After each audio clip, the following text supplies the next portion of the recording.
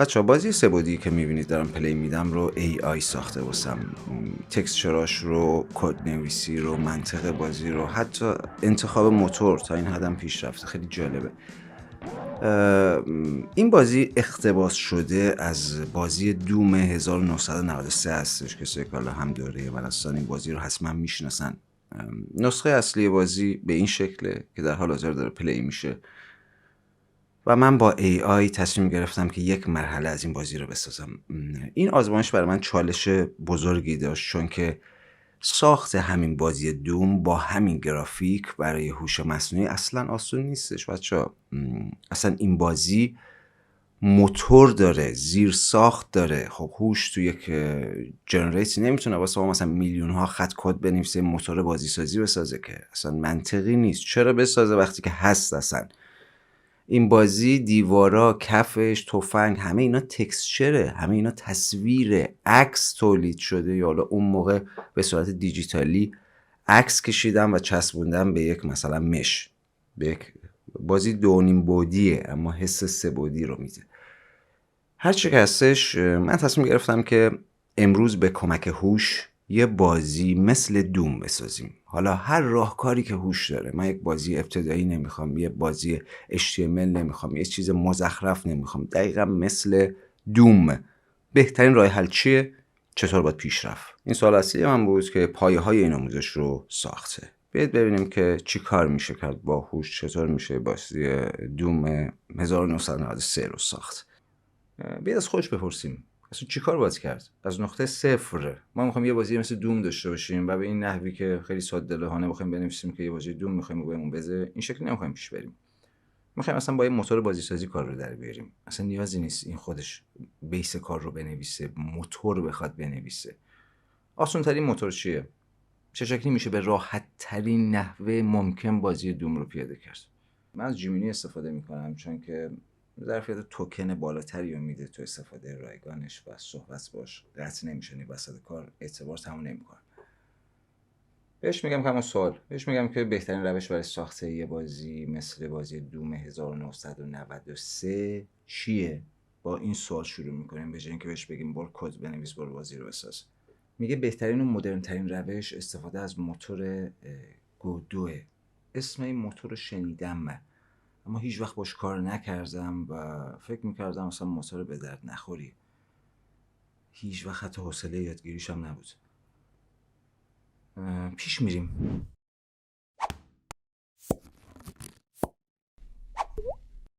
بهش میخوام مثلا تاکید کنم که همه چی رو مثل بچه بهم از اون ابتدا توضیح بده. میخوام بگم که مثلا هیچ دانش فنی ندارم، کوتاه و مختصر و دقیق بگو با چی کار کرد. خب میگه تو قدم اول بهتره گودو رو دانلود کنی. اوکی، این یه لینک دانلوده، همون آدرس رو حتی بهم داده. لینک رو میگیرم، کلیک راست میکنم، میرم تو این صفحه و این موتور گودو همین راحتی میشه دانلودش کرد. رایگانم هستش، 76 مگم بیشتر نیست. اصلا یه همچین موتوری رو به عمرم ندیدم که اینقدر سبک باشه. نسخه استاندارد 4 رو میگه دانلود کنید، همین. اوکی. خب تا این دانلود بشه میگه که باید یه پروژه بسازی. رو نیو پروژه کلیک کن و بعد اسم بازی رو بذار، اسم اون پروژه رو بذار دوم لول. اوکی، دانلود شد. فکر کنم اینی که حجمش بیشتره این رو باید اجرا کنم. زیپ فایل اجازه بدید از حالت زیپ خارجش کنیم. این فایل اصلی و اینی که 168 مگ شده. خب این موتور ما چی میگه؟ بذارید همه چی من مرتب بکنم. این نوشتهاش این بغل باشه. ما طبق هر چیزی که این میگه پیش میریم تا ببینیم که به کجا میرسیم. اوکی؟ حقیقتا بهترین کار اینه که از یک موتور آماده استفاده کنیم. میگه رو نیو پروژه کلیک کن، وگرنه کار حرفه‌ای در نمیاد. اسم پروژه رو میگه بذار دوم لول. اوکی، هر چی که تو میگی. این دوم لول. آدرس ذخیره سازیش هم میخوام همینجا باشه، دستش نمیزنم. میگه که در بخش رندر رو فوروارد هستش، بعدش هم دیگه ادیت. میگم ادیت کریت. اینم از این. الان باید پروژه ساخته شده باشه، وارد فضای نرم افزار میشیم. خب باید ادامه بدیم. بهش بگم که دیگه باید چی کار کرد. خودش توضیح داده قسمت سوم، هنوز تمام نشده این قسمت. میگه که دست چپ قسمت سین 3D سین رو داری. آره این 3D سین قسمت سین، دقیقا درست میگه، عمل خودش میدونه. یه نود 3D الان ایجاد شده که خودش هم اینجا نوشته، میگه نود 3D اجرا میشه. اوکی. میگه کنترل اس بزن و سیو بکن و اسم این صفحه رو بذار مین باش. این کنترل اس سیو و اسم اینو میذارم مین. تمام. دیگه چی میگه؟ به همین صورت بچه آروم آروم ادامه میدیم. هیچ وقت در گذشته من شکل نمیستم پیش برم، چون همیشه باید یک مستری استادی پیشم میموند. خب سوال میپرسیدم دیگه. حتی وقتی دوره هم تهیه میکردم باز میدیدی جایی مشکل داشتم، کسی نبود که مشکل رو حل بکنه. اما خب این ابزار بی‌نظیره. اصلا شما میدونید با همین هوش آنریل انجین یاد گرفتم. هیچ وقت اون موقع ما جرئت نمی‌کردیم، ما کالا با یونیتی کار کرده بودیم، سی شارپ بلد بودیم، اصلا جرئت نمی‌کردیم سمت آنریل انجین بریم. این نتونست پیغام بعدی منو بخونه، دوباره نوشتم بهش، گفتم انجام دادم، آسون بود، ادامه بده. اوکی. میگه قدم دوم بیاید یک پلیر بسازیم. باشه چطور باید ساخت؟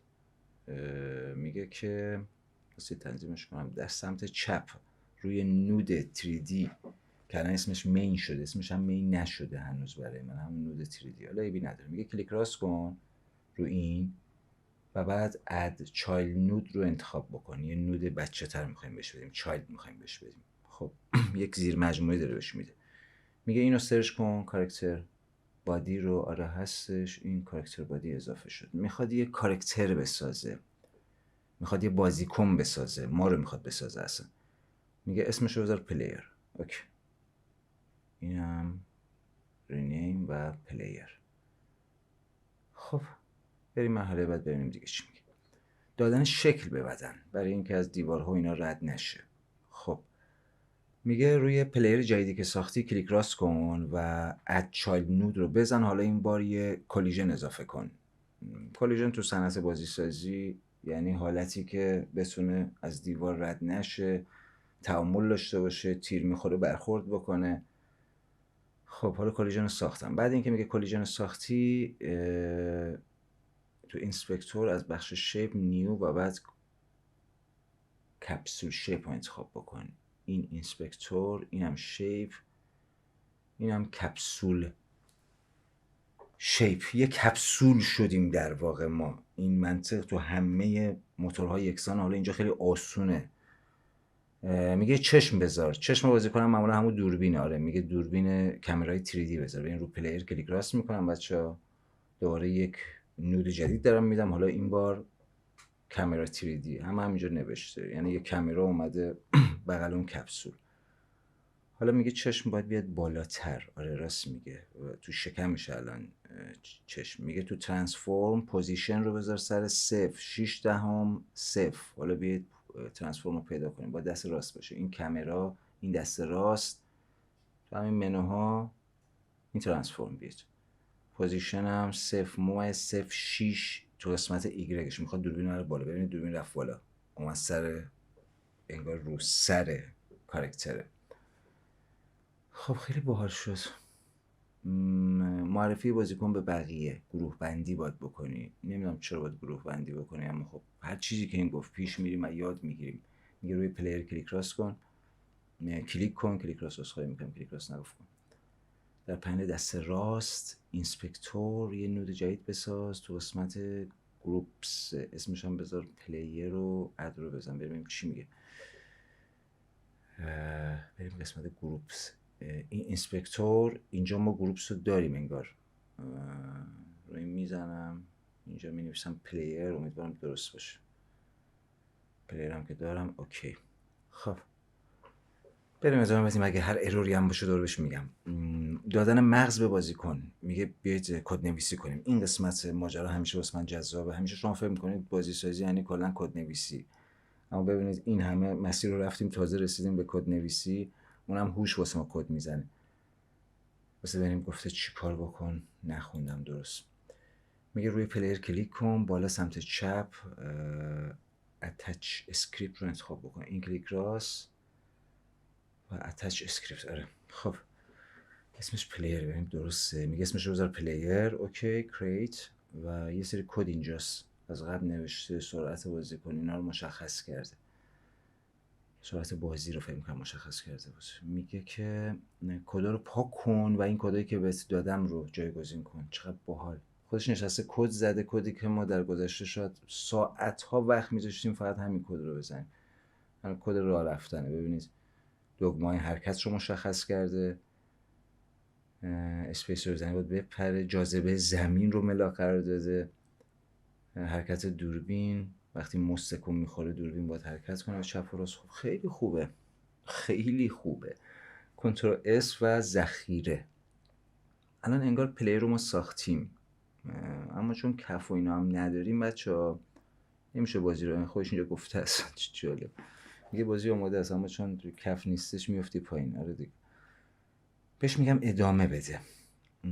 میگه باریکلا عالی بود ممنونم ازت. بیا میگه فلو رو بسازیم، کف رو بسازیم. خب چه جالب. الان دیگه با نود پلیر کاری نداریم بچه‌ها، پلیر انگار ساخته شده. الان میگه رو اون نود مین اسم ما هستش نود 3D، اسم ما عوض نشده. این فکر می‌کنه اسمش مینه. میگه روش کلیک راست کن و دوباره اد چایلد نود و این بار استاتیک بادی رو انتخاب بکن. یه جسم ثابت میخواد بسازه که تبدیل میشه به کف. الان این استاتیک بادی خب اضافه شد. میگه اسمش رو بذار فلور، اسمش رو بذار کف باشه، اسمش رو میذارم کف. همه این کاری که داره میکنه توش منطقی هست. مثلا الان بهتنوزیا داره کالیژن میخواد اضافه کنه، دوباره میگه که خب جسم ما نباید از این کف رد بشه دیگه، شما کالیژن بساز که اینا با هم دیگه تعامل داشته باشن دیگه. موتور خودش میدونه که اون پلیری که ما ساختیم نباید از این کالیژن رد بشه و نباید بیفته. یه نود دیگه به اسم کالیژن. الان این کدا رو چطور باید از بین ببرم؟ من تو صفحه کدم همون بازی رو میخوام ببینم. ببینید هر جا که من سوال داشته باشم امروز دوباره از همین میپرسم، چون من که با این موتور کار نکردم، اولین بارمه. بهش میگم چطور میتونم از صفحه کدها خارج بشم و دوباره برگردم به همون فضای 3D، همون فضای سه‌بعدی رو ببینم. این به راحتی خب بهم توضیح میده. مثلا ببینم چی میگه. این مقدار نرم افزار کار کنم. میگه طبیعیه که گیج بشی. وسط صفحه دگمه 3D هستش، 2D هستش، اسکریپت هم هستش، asset لایو هم هستش. کجا رو میگه؟ همینجا رو میگه. ما تو قسمت اسکریپتیم، این 3D 2D ما الان با 3D بس برگشتیم سر همونجا. خب پلی رو ساختیم، کاری باش نداریم. الان اومدیم سر فلور، کف، که یه کلیژن ساختیم. کلیژن بابت این ساختیم که 100 بار گفتم این پلیر از زمین پایین نیفته، یه برخوردی داشته باشه. کلیژن رو ساختیم دیگه. چی میگه؟ میگه حالا تو اینسپکتور برو باکس شیپ 3D به این کلیژن بده، ماهیتش رو این بکن. این اینسپکتور مثل قبلی کالا به قبلی کپسول داده بودیم، اینجا باکس شیپ باید بهش بدیم که یه باکس به ما داده. میبینی یه باکس آبیه. حالا همین رو میخواد بکنه کف رو زیاد. آره میگه زمین رو بزرگ کن دیگه، سایز بده، بکن 20 2 دهم و 20 x 20 z 20 y 2 دهم. کجا باید سایز رو بدیم؟ واسید رو خود تو ترانسفورم، یعنی نه اینجا پوزیشن روتیت و اسکیل. سایز میخوایم بدیم، روی این واسید کلیک کنم، همینجا سایز رو پیدا کردم بهت. خب چی گفته بود؟ سایز چند بدیم؟ 20 گفته بود. اینم فکر کنم 2 دهم، اینم 20. ببینید دقیقاً کلیژن کف ساخته شد. این یه کف الان زمینه. خب ادامه میدیم. میگه نقاشی کردن کف. آره حالا میخواد یه طرحی رو کف پیاده کنه. دوباره میگه رو فلور بزن اد نود و این بار مش. میخواد یه مش بده تو صنعت بازی سازی. ما الان یک کف میتونیم به این اضافه کنیم، یعنی اندازه همین یک کف میسازیم، میتونیم بهش رنگ بدیم، میتونیم بهش عکس بدیم. میگه رو فلور کلیک راست بکن، اد نود رو بزن، مش رو انتخاب بکن و اینم کریت. یه مش هم بهش دادیم. حالا مش باید هویت بگیره. میگه به مش تو اینسپکتور نیو مش رو بده. الان دوره یه باکس دیگه باید اینجا ظاهر بشه که دیگه رنگ داره. این باکس مش ببینید رنگ سفید داره، یعنی این دیگه متریال میتونه بهش بس بشه، میتونه عکس بهش بس بشه، میتونه رنگش بکنه مثلا مشکی هر چیزی. حالا من ازش میپرسم که باید چیکار کرد. فعلا سایزش باید اندازه سایز کف بشه، معمولا اندازه سایز همون کلیژنی که گذاشتیم. این طرحشه در واقع، قبلی هم باعث میشه که رد نشه بازی کنی. اینو میگه سایزش 2020 5/20. اوکی، با روش کلیک میکردیم، سایزش هم 20 به اندازه کف میخواد بشه. اینم 5/10، اینم 20. خب یه گستره سفید شد. ما حالا میخوام یه عکس به عنوان تکسچر بهش بدم. میگه که برو میشو بزن، بعد متریال اوورراید رو بزن و استاندارد متریال، بعد یه گزینه داره به اسم البیدو. اوکی، اجازه بدید اول عکس رو به هم بده. حالا ما عکس میخوایم واسه این کف دیگه، بالاخره یه چیزی با اینجا چاپ بشه. رنگ تک رنگم در نمیاد، کارو باحال نمیکنه. اول واسه من اینو پیدا کنم، میرم عکس اصلا کجا باید بهش بدم. میگه روی مش کلیک کن، بعد متریال اوورراید. خب این رو مش کلیک میکنم. حالا متریال اوورراید کجاست؟ بیایم پایین، اینا پیدا شد. میگه روی این کلیک کن، بعد چی رو انتخاب بکن؟ رو نیو کلیک کن، بعد استاندارد مش فکر میکنم، آره استاندارد متریال، اینو انتخاب میکنم. دیگه چی میگه اینجا؟ گفت روی آلبیدو، بعدش توی بخش آلبیدو میتونی عکس دلخواه زمین رو بدی. چقدر باحال این آلبیدو. اینجا هم میتونیم خب عکس دلخواه زمینمون رو بدیم. حالا یه عکس میخوایم، بهش میگم که یه پرامپت واسم بنویسه با همین فضای دوم. من برم به موتور دیگه. امروز مثلا من با جی پی تی ایمیج 2 کار میکنم، خیلی به نظر من تصاویر بی‌نظیر رو میده. میخوام برم به اون بگم که واسه من حالا بک‌گراند رو بساز. دقیقا به جیمینی همین رو میگم. واسه بخونم انتهاش رو، بعد اینکه عکس رو اضافه میکنیم دیگه کار تمام. کنترل اس رو میزنیم و اجرا میشه بازی. میخوام اجراش رو ببینیم. رو اون کفات راه بره، کاراکتر ما به مشکلی نبود داشته باشه. بهش میگم که واسم یه تصویر، حالا تصویر نسازه این بهتره. این الان با نانو به نانو میخواد بسازه، بهتون گفتم میخوام ببرمش جای دیگه. بهش میگم یه پرامپت بهم بده، دستور بهم بده برای طراحی کف زمین به سبک همون حالا دومی که داریم میسازیم دیگه، دوم 1993. اینجا حالت پیکسلی طوری باید بده که خودش دیگه میدونه. خب پرامپت رو بهم داد و میگه با همون استایل دوم 1993 در بیار. باش، من میبرم داخل جی پی تی. بچه تو گوگل این بار می نویسم جی پی تی، میخوام چت بات جی پی تی رو صدا بزنم و میگم با مولد اون که ایمیج 2 هستش امروز با اون کار کنم، چون کار خیلی با کیفیتی رو به اون تحویل میده. پرامپت رو اینجا پیست میکنم. متاسفانه اکسپایر شد لاگینم. به هر هوشی میخواید لاگین بشید، مثلا این مسیری که من دارم پیش میرم، به جیمیلم وصل شدم به راحتی، الان به جی پی تی دارم وصل میشم و از اعتبار رایگان اینجا دارم استفاده میکنم. پرامپت رو بهش دادم و تمام. این چر خودش میدونه که باید تبدیلش کنه به عکس. ببینید رفت تو فاز creating image. باید یه مقدار منتظر بمونیم تا این آماده بشه. معمولا 1-2 دقیقه طول میکشه.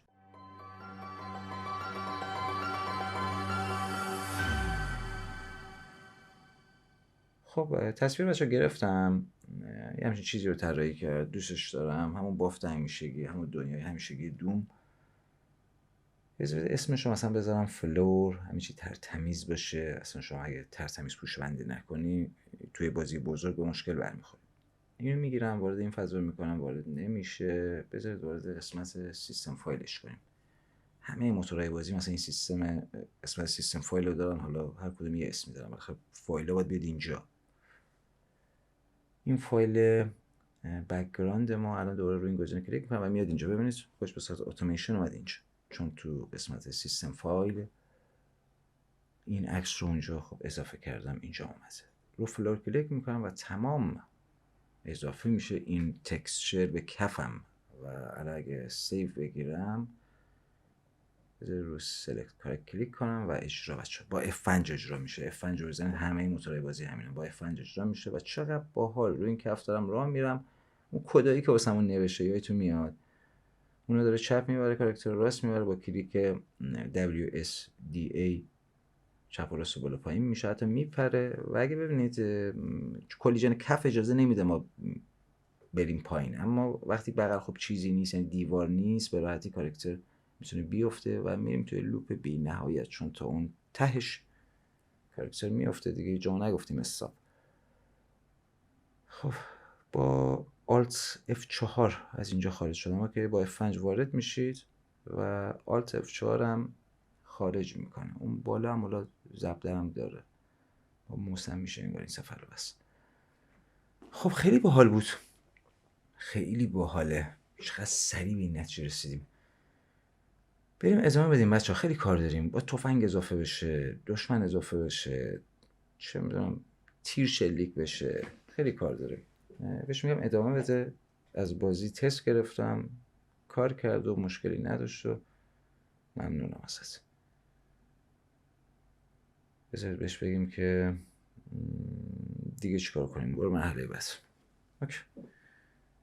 این چی میگه؟ میگه ایول، جو میده.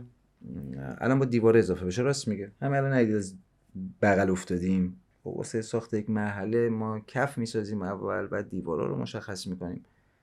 میگه که بچه‌ها دست چپ تو منوی سین روی نود اصلی یعنی مین کلیک راست کن. اسم واسه ما مین نیستش، اما واسه اینکه شما اشتباه نکنید این هوش فکر میکنه اسم نود تیردی ما مینه. من اصلا مینش میکنم که خلاص بشه، فکر نکنم اتفاقی بیفته. دوره F5 میزنم، نه هیچ مشکلی پیش نمیاد. اصلا موتور بازی سازی انتخاب میکنیم که این مشکلات پیش نیاد. اسم فایل رو عوض میکنیم، خودش همه چی رو تطبیق بکنن. اگه فرآیند کد نویسی بود، عوض کردن اسم این مصیبت بود. خیلی جا بود میرفتیم عوضش میکردیم. برو دیگه F5 بزنیم، یه باگ شد و سری اشتباه شد افتاده زمین پایین. خب حتی اون باگم شما وقتی کار میکنی متوجه میشی، مثلا کلیژن و کف یه مقدار با هم دیگه فاصله داشته باشن، این فاصله داده، اما باز باید فاصله بیشتر باشه که کلیژن یه مقدار پایینتر باشه چون کاراکتر خارج نشه دیگه. اندازه کاراکتر و کلیژن نباید یکی باشه. خب بریم ادامه ببینیم چی میگه.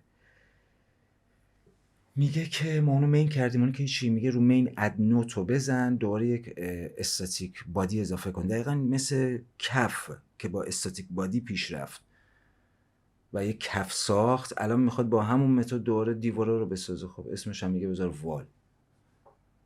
این هم وال، کار پیچیده نمیخواد انجام بده. دوباره کلیژن میده بابت اینکه ما رد نشیم از دیوار. ببینید محکم کردن دیوار، میگه کلیژن باید بدی. دوباره همون اد نود، همش این موتور این شکلی پیش میره، کلیک راست، اد نود و اضافه کردن قابلیت جدید، مثلا کلیژن شیپ 3D. این بغل هم حتما باید چی انتخاب میشد یادم رفت، باکس شیپ. باکسش میکنیم که آروم آروم این باکس رو تبدیلش بکنیم به یه دیوار. الان با ابعاد اون باکس با تبدیل بشه به دیوار دیگه، مثل کف. ابعاد میگه بده 20 5 و 0.5. خیلی این باهوشا الان میدونه که اگه این ابعاد بخوایم بدیم، ببینید 20 0 دیگه چی میگم 0 20 5 و 0.5. ببینید یه دیوار ساخت، حالا وسط در وسط این ماجرا این کلیژن رو ساخت دقیقاً و ابعادم درسته دیگه، با کفمون یکسانه. متوجه هستید؟ حداقل منطقی پیش رفت. ببین بچه، تو هر موتور بازی سازی شما هر جسمی رو میتونی بگیری و حرکتش بدی. حالا من این دیوار رو میتونم حرکتش بدم ببرم این ته، در نهایت هم این دیوار رو ببرم این ته. حالا هر جوری که داره بهمون آموزش میده دیوار رو بره اینجا. من فرض رو میگیرم که حالا ما حرکت دستی دیوار رو بلد نیستیم و این میخواد با ایکس و ایگرگ و زد بالاخره دیوار رو بر سر جای خودش. بعد اینکه مشو ساخت، خب نه اینجا دوباره عکس دیوار رو من میخوام که به عنوان مش بهش اضافه کنیم، مثل همون کفه دقیقا، هیچ فرقی با اون نداره. دوباره میگه مش بساز و عکس اضافه کن. من بهش میگم پرامپت دیوار رو بس بهم بده مثل قبلی که بریم از جی پی تی ایمیج تو دوباره عکس دیوار رو بگیریم که اینجا اضافه کنیم دیگه. خیلی سرراست و ترتمیز داریم پیش میریم. این هم یه پرامپت که میدمش به جی پی تی ایمیج 2. میتونید رو کریت ایمیج هم کلیک بکنید و اینجا پرامپت بدید. رو کریت ایمیج هم کلیک هم نکنید، این میفهمه که ما عکس میخوایم. باز منتظر میمونیم. خب این تصویری که طراحی کردم اسمش رو گذاشتم تکسچر، وارد این محیط میکنم و پیش میرم طبق آموزش. الان باید یه مش اضافه کنیم و به مشمون باید این عکس رو بچسبونیم که بشه دیوار. خب مش هم اگه کلاژن نداشته باشه کاراکتر ازش خارج میشه. میگه مش اضافه کن. رو وال کلیک میکنم اد نود و مش. دقیقا مثل اون میگم کف. این اضافه شد. حالتش هم باید بشه باکس مش. یه باکسیه که دیگه الان متریال داره. ابعادش دقیقا مثل همون ابعاد کلیژن پشت دیوار 25 0 مایز 5 چون میخواد دقیقا مماس بشه با اون کلیژن دیگه، با اون فضای آبی. 25 0 مایز 5 این هم از این مماس شد باش. حالا باید به این متریال سفید رنگ میخواستیم ما عکس اضافه کنیم. این قسمت متریال میامدیم استاندارد متریال رو میزدیم و در نهایت هم از قسمت اوورراید دوباره انگار بهش استاندارد متریال دادم، گیج شدم. ببین یه بار دیگه بهش میدیم اتفاقی نمیفته. این استاندارد متریال و اینجا گزینه داشت به اسم آلبیدو، چیزی که یادم اینه. باز تو آموزش ها میشه خوند ولی فکر کنم این بود. آره دیگه دقیقا همین بود. عکس رو آوردیم روی اون مش. کل کاری که داریم انجام میدیم اینه، کار پیچیده ای نیستش. یه نکته جالب دیگه باشه، ببینید من الان مش رو حرکت دادم، ببینید این تکسچر حرکت کرده اما هنوز کلیژن این پایین مونده. حواستون باشه اینا بخوان جابجا بشن بهتره هر دوتا با هم جابجا بشن، وگرنه به تنهایی معنایی نداره. خب برای جابجا کردن خودش گفته چطور جابجا کنید. میگه که روی نود اصلی وال کلیک کنید. چقدر جالبه. و بعد میگه تو ترانسفورم قسمت پوزیشن x باید 0 y 2.5 z منهای 10 باش.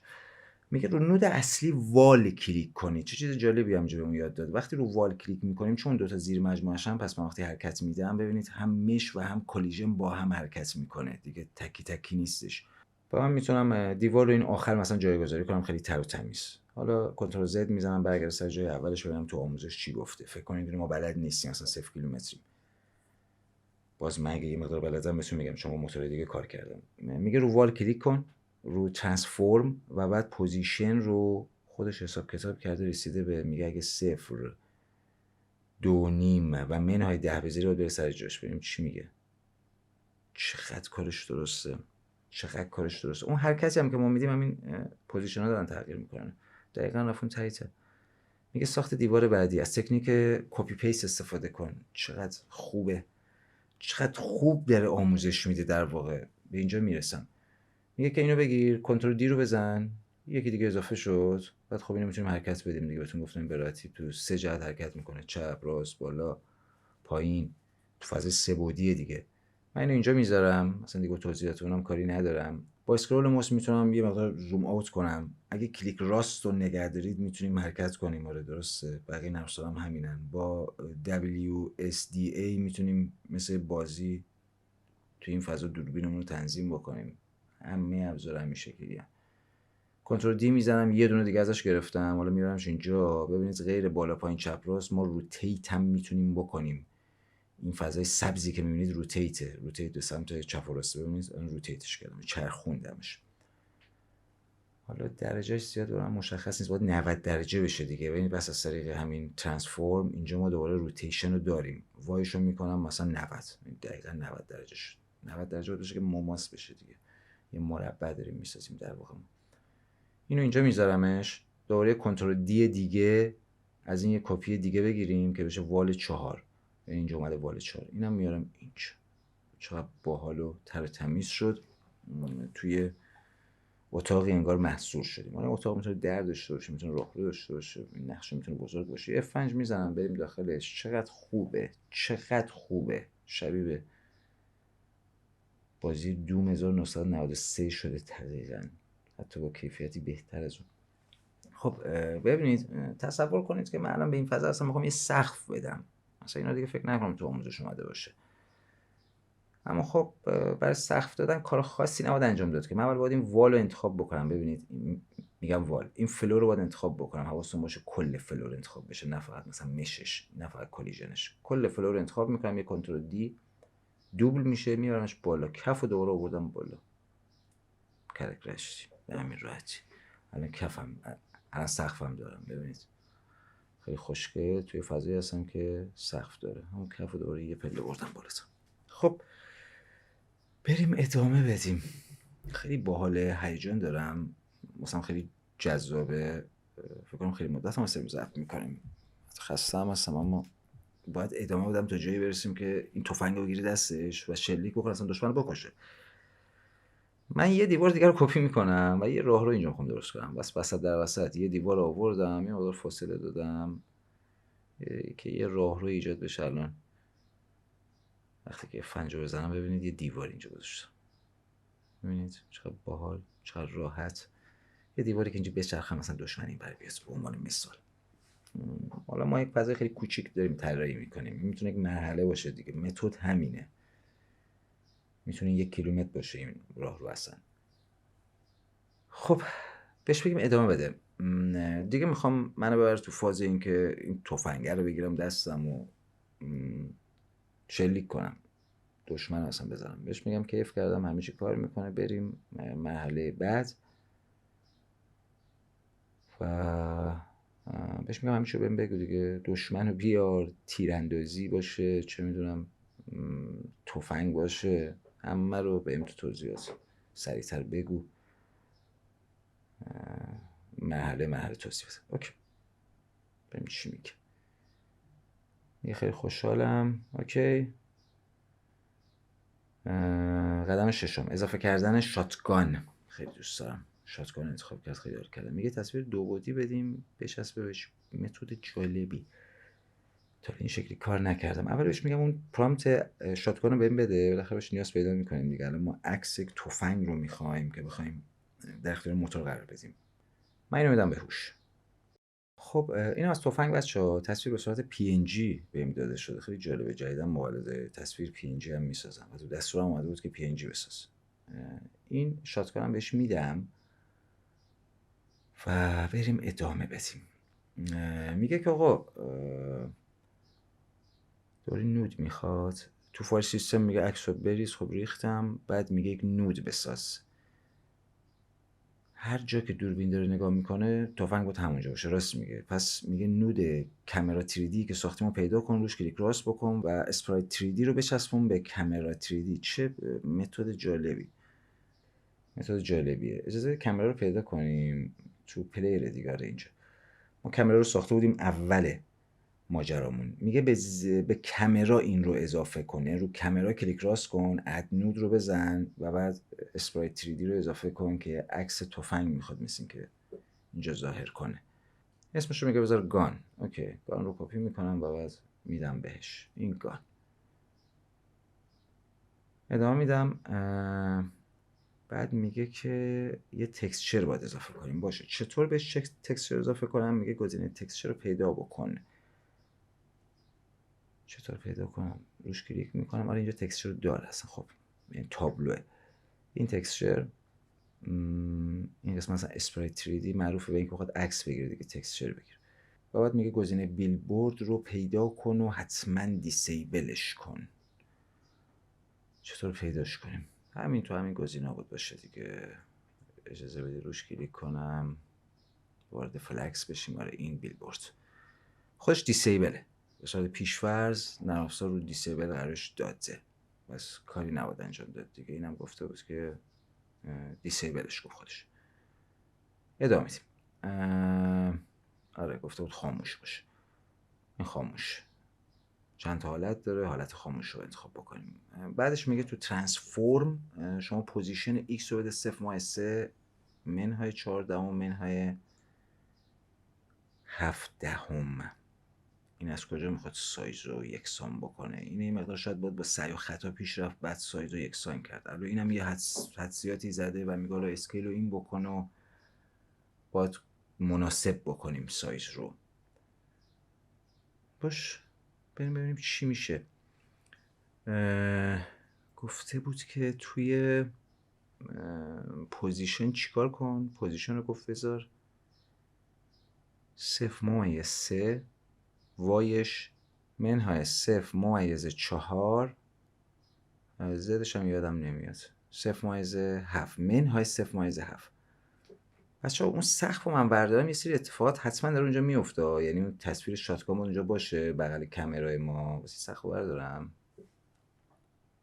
یه سری چیزا باید ببینیم.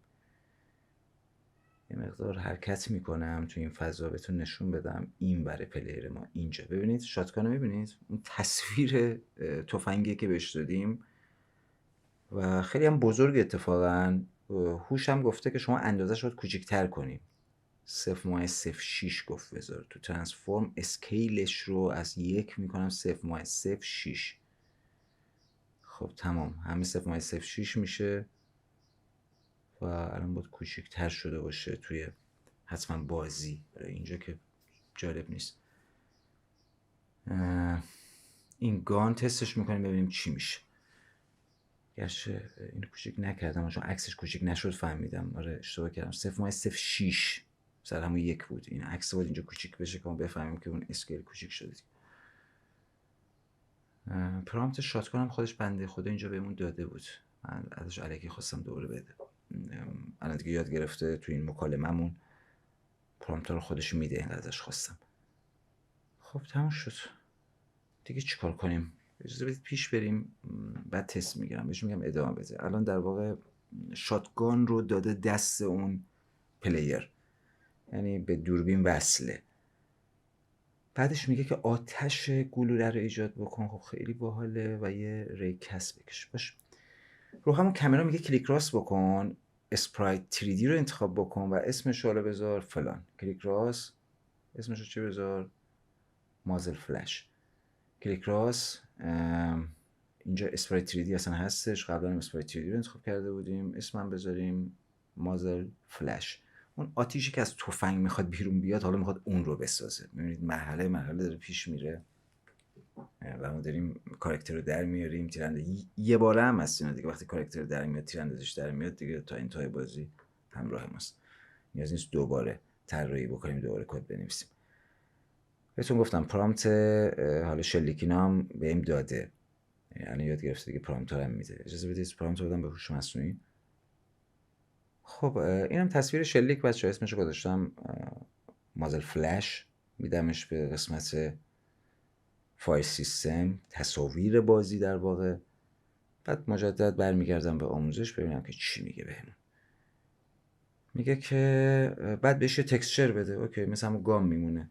مازل فلش که ساختی تکسچر بده، بعد ترانسفورمش کن، اندازش رو میخواد مشخص بکنه، اسکیلش رو میگه کوچیک‌تر بکن. باش کار داره. حالا ببینم کجا بودیم. میگه روش کلیک بکن و بعد تکسچر بهش بده. اوکی، این تکسچر دقیقا مثل همون تفنگه شد. اندازش الان این چقدر بزرگه باید کوچیک‌تر بشه. توی ابعاد یه توضیح اینجا در خصوص بیلبورد هم داده. واسه اول من ابعادش رو تنظیم بکنم. ابعاد 0.4 اینجا ترانسفورم. آره 0.4 وایش هم منهای 0.4 چیزی که نوشته بود و زدش هم منهای 0.81 گفت بذار. اینجا گذاشتش. اوکی، خوش تنظیمی داره میکنه که بیا سر تفنگ. اسکیلش هم میگه بذار 0.09 از تفنگ باز کوچیک‌تر. این از این همین اولی بنویسید همه 0.09 میشه. خب ببینید آتیش هم کوچیک شد. همین دیگه میخوام تستش کنم دیگه، دلم داره در میاد. بعد میگه یه ریکست هم اضافه کنیم بهش. کلیک راست رو کامرا. ریکست چیه؟ میخواد یه خطی رو بگیره از وسط دوربین که همون خط تیر ماست.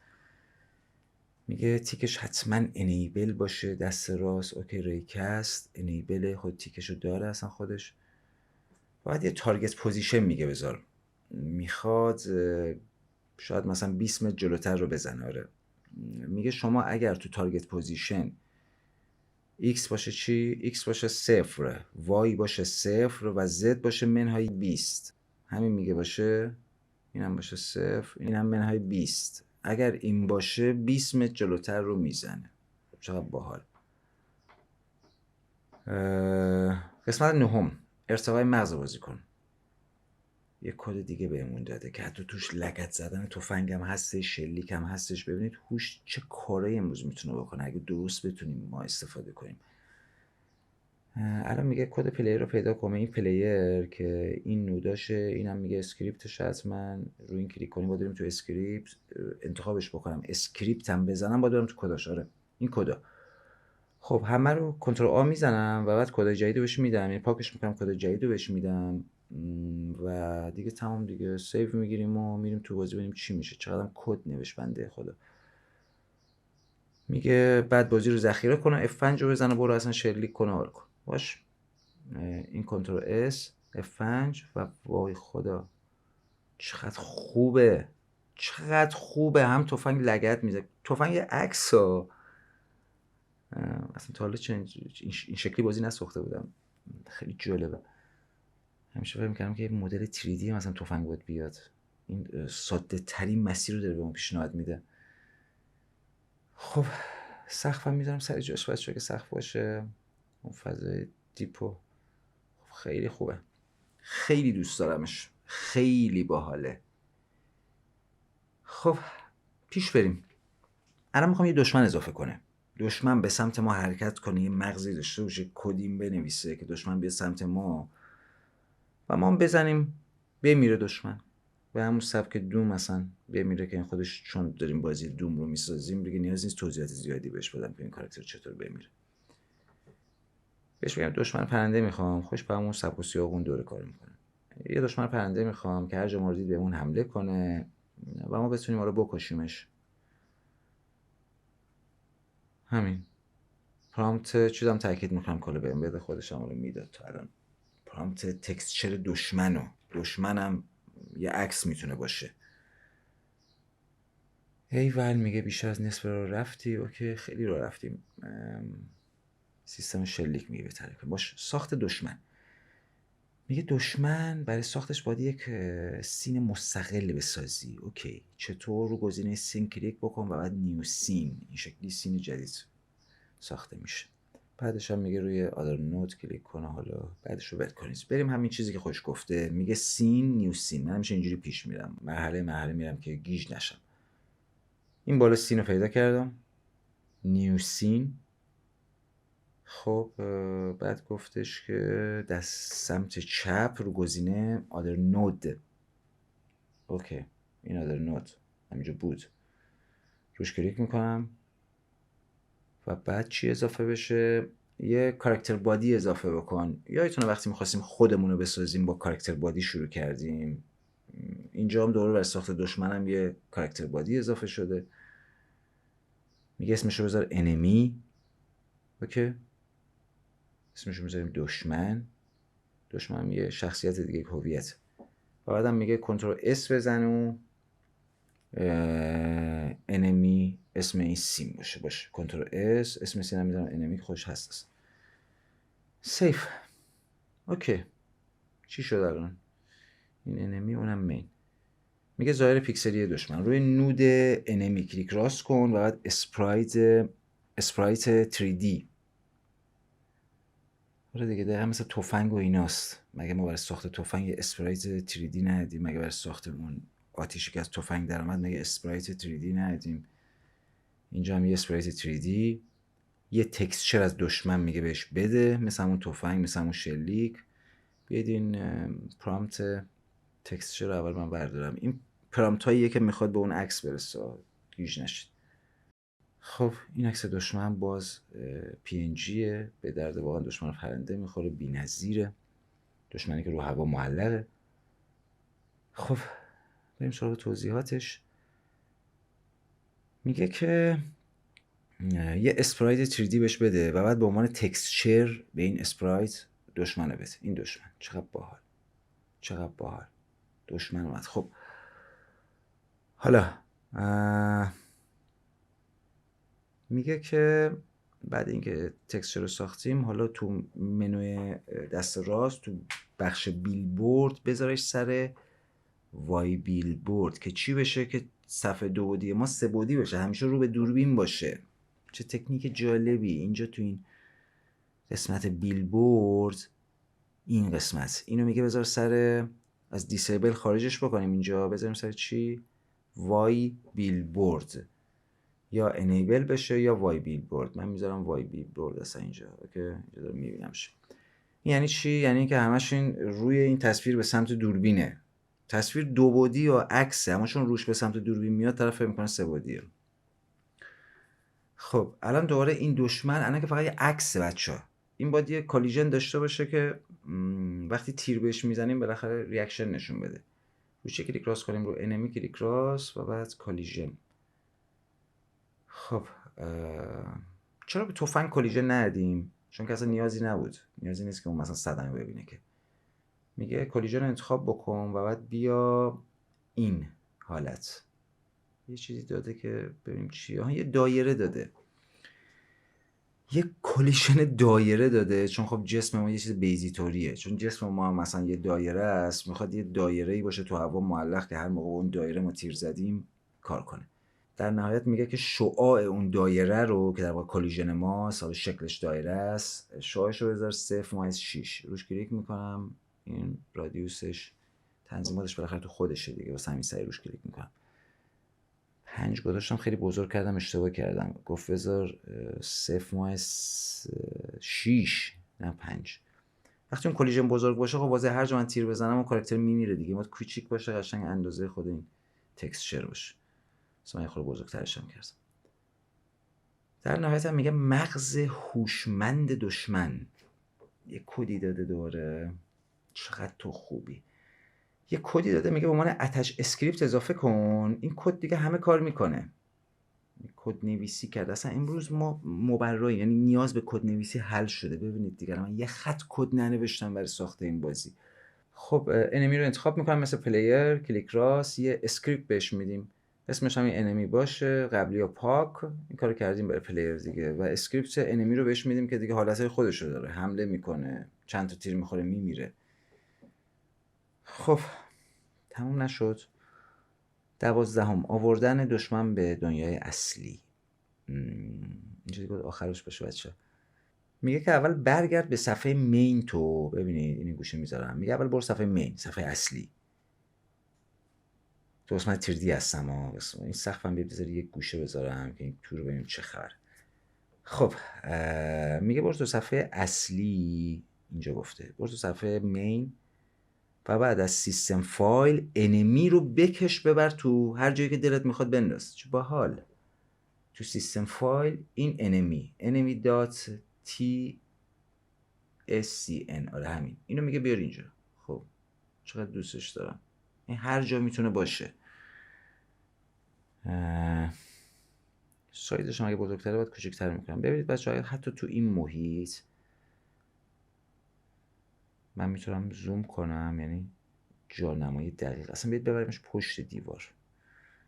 چقدر جالب. همینجا داره حرکت میکنه تصویر. میبینید هی حرکت میکنه به سمت روی دوربین. این اون قابلیتیه که ما اونور داده بودیم، گفته بودیم که این تصویر دو بعدی که فقط یه عکس هستش، تخت هستش، هر جا که دوربین بود به سمت دوربین باشه طرف نفهمه این دو بعدی. خب مثلا اونجا گذاشتمش. خودش هم گفته بود یه جای ترانسفورم داده بود. ببینید من اینو حرکت میدم بچه‌ها. اینجا در واقع این ترانسفورم رو ببینید، مثلا x رو ببینید، x داره عددش عوض میشه. یعنی چه به صورت دستی حرکت بدی اونجا عددش تغییر میکنه، مثلا y داره عوض میشه. چه چیزی که این هوش به ما گفته 0 فلان بذار، خودش میاد اونجا. یه جایی رو مشخص کرده بود از طریق اون اعداد. تمام. میگه فنجو بزن و برو تو بازی، الان دشمن باید حمله کنه و بیفتیم به جون دشمن. ببینیم واقعا درست کار میکنه. یه فنج. خب چه باحال، دوستش دارم. داره میاد سمت ما، تقریبا رو هوا هم هستش. خیلی خوبه. مرد. حالا ببینم تو کدا با چند بار تیر داره میمیره. بذارید سقف رو برگردونم سر جاش، اون فضای دیپو داشته باشیم. یا بذارید اول سایز انمی خود کوچیک‌تر کنم. من برمیگردم تو قسمت انمی و یه قسمتی داشتیم اینجا به اسم اسکیل دیگه. ما اگه اسکیل رو کوچیک نمیگه، تفنگ رو اگه کوچیک نکردیم. آره اینجا اسکیل. اینو کوچیک‌ترش میکنمش 0 مثلا چون نیم، نصف شد. خب وقتی این عکس رو نصف میکنیم، این کلیژن هم بهتره کوچیک‌ترش کنیم، میگن دور آبیش که اگه تیر برخورد بکنه اصلا اون کلیژن اون فضای آبی است که میفهمه تیر اومده. من اون فضای آبی هم اندازه تصویر کردم، یه سیو گرفتم رو برگردم، باید کوچیک‌تر شده باشه به احتمال زیاد، خودم دقیق متوجه نمیشم، اون باید کوچیک‌تر شده باید کوچیک‌تر شده باشه دیگه.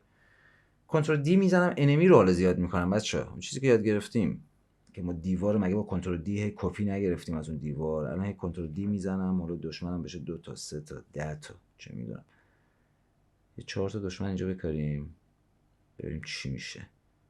باید در واقع تا ما رو میبینه به سمت ما حرکت کنه دشمن و حمله کنه.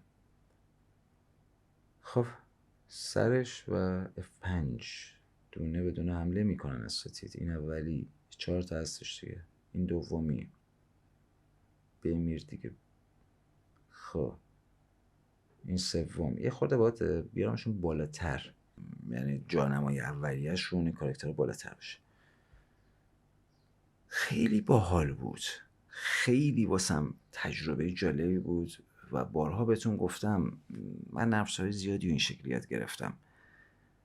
یعنی یک بیسی بوده و امروز هوش تون مسیر رو بهم نشون میده، مشکلات رو حل میکنه. یک مدرسیه که گفتم در گذشته اگه استادی وردستم میبود و این شکلی بهم توضیح میداد که اصلا بسیار پرهزینه بود، اصلا نبود اصلا. قدر این فرصت ها رو بدونید، ببینید چقدر راحت. شاید الان ما 1 ساعت داریم آموزش ضبط میکنیم و منم اولین تجربه‌ام با شماست. ببینید چقدر راحت حقیقتا تونستیم یه بازی شوتر اول شخص بسازیم. حالا گرافیکو ما از عمد مثلا مثل دوم 1993 کردیم، میتونه گرافیک به روز باشه، میشه خیلی کارا کرد. بازی‌های مستقل میشه امروز ساخت تو کمترین زمان ممکن. هیچ وقت مثل امروز تو صنعت بازی سازی انقدر فرصت نبوده که یک نفر مثلا بتونه یک بازی کامل رو آماده کنه. چون امروز موزیک رو هوش میتونه بسازه، تصویر و تکسچرها رو خودتون دیدید هوش میتونه بسازه، کدها رو هوش میتونه بزنه.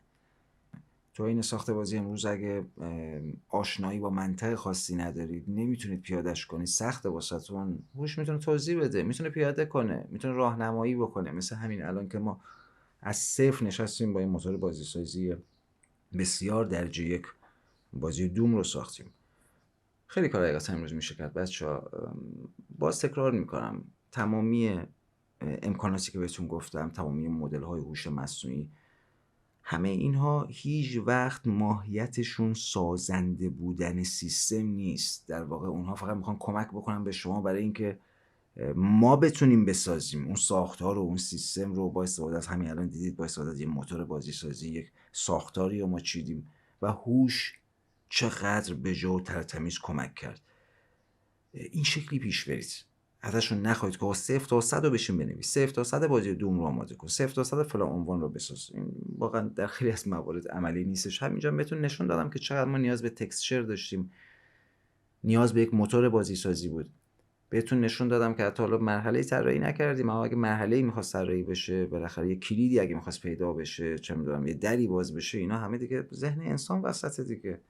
هوش میتونه کمک بکنه، میتونه دستیار باشه در حدی که بهتون نشون دادم و تجربه خیلی جالبی بود.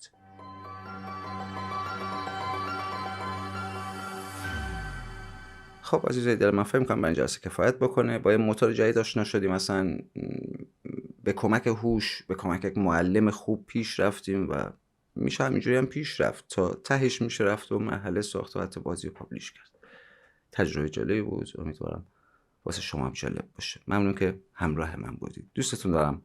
تا آموزش